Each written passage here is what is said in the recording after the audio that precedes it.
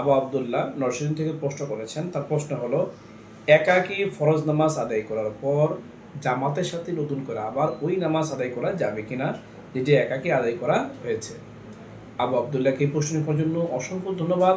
তার প্রশ্নের উত্তর হলো, যদি কোনো ব্যক্তি একাকী আগে ফরজ নামাজ আদায় করে ফেলে, এরপর যদি দেখে মসজিদে অথবা কোথাও জামাত হচ্ছে, তাহলে সেখানে সে জোহর এবং এশার নামাজের মধ্যে জামাতে শরীক হতে পারবে, তবে অন্য কোনো নামাজে সে শরীক হতে পারবে না।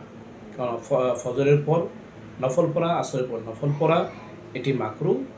আর মাগরিবের নামাজ 3 রাকাত হওয়ার কারণে 3 রাকাত যেহেতু নফল নেই, এই জন্য মাগরিবের পর আদায় করা যাবে না। এই মাসলার রেফারেন্স আপনারা পাবেন জামে তিরমিজির 183 এবং 219 নাম্বার হাদিসে, আর তকিসমুল হিসাবের দর্শে তিরমিজির 1 নম্বর খণ্ডের 481 নাম্বার পৃষ্ঠার মধ্যে আপনারা এই মাসলা পাবেন।